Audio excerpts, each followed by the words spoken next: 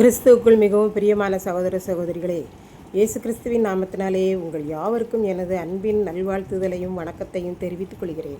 இன்றைய பகலின் குளிர்ச்சியான நாளின் தியான வசனம் யோவான் எழுதின சுவிசேஷம் 18ஆம் அதிகாரம் 31ஆம் வசனம். அப்பொழுது பிலாத்து அவர்களை நோக்கி, இவனை நீங்களே கொண்டு போய் உங்கள் நியாயப்பிரமாணத்தின்படி நியாயந்தீருங்கள் என்றான்.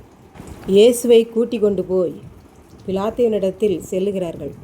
பஸ்காவை தீட்டுப்படாமல் புசிக்க வேண்டும் என்பதற்காக பிலாத்து வெளியே வந்து, இந்த மனுஷன் மேல் என்ன குற்றம் சுமத்துகிறீர்கள் என்று கூறினான்.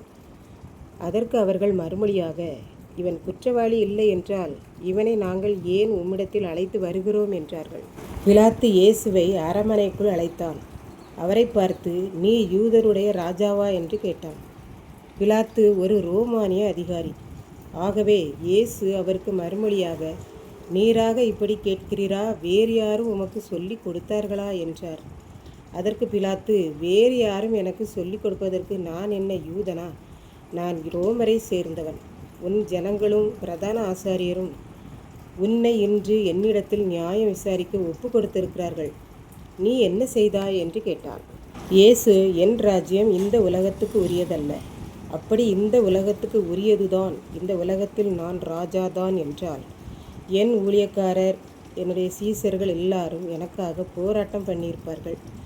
இப்படி இருக்கிறபடினால் என்னுடைய ஆளுகை இந்த உலகத்துக்கு உரியது அல்ல.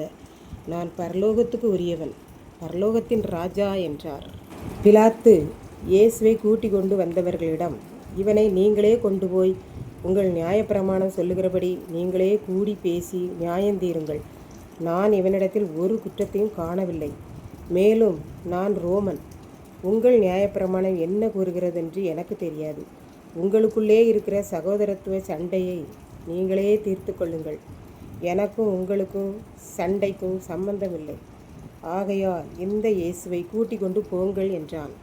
இப்படித்தான் கடந்த 50 வருடங்களுக்கு முன்னால் ஒரு குடும்பத்தில் ஒரு தகராறு வந்தது.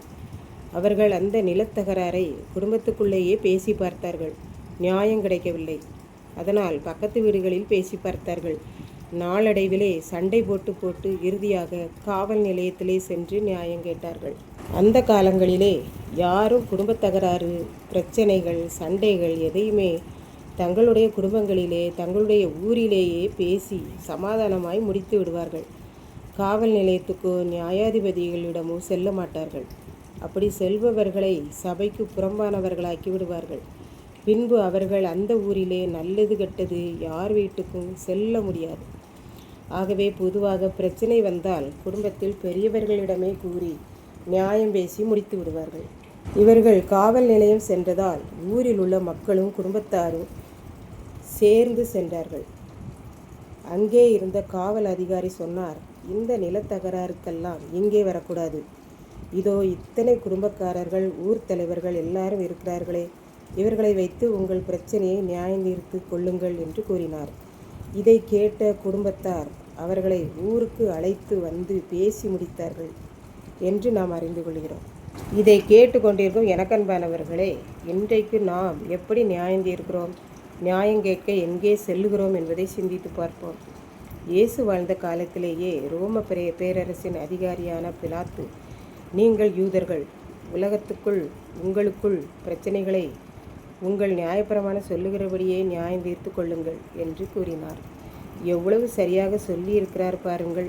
அப்படி இருந்தும் இஸ்ரவேல் மக்கள், நாங்கள் கொலை குற்றம் சுமத்த முடியாது, நீரே இவன் மேல் கொலை குற்றம் சுமத்த வேண்டும் என்று பிலாத்துவிடம் கூக்குரல் இடுகிறார்கள் என்று பார்க்கின்றோம்.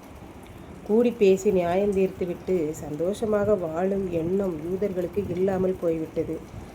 நாம் நம்முடைய பிரச்சனைகளை நமக்குள்ளேயே நியாயம் தீர்த்து கொள்ளுவோம். கர்த்தர்தாமே இந்த வார்த்தைகளை ஆசீர்வதிப்பாராக. ஆமென். ஜெபம். அன்பின் ஆண்டவரே, இந்த அருமையான நல்ல நாளுக்காக நன்றியோடு ஸ்தோத்திரிக்கிறேன். இப்போதும் இந்த வார்த்தையை கேட்டுக்கொண்டிருக்கிற ஒவ்வொரு பிள்ளைகளும் தங்களுடைய பிரச்சனைகள், காரியங்களை தங்கள் குடும்பத்திற்குள்ளேயே நியாயம் தீர்த்து கொள்ள உதவி செய்தரலும். மீட்பர் இயேசு கிறிஸ்துவின் நாமத்திலே தாழ்மையோடு வேண்டிக் கொள்கிறேன் பிதாவே. ஆமென்.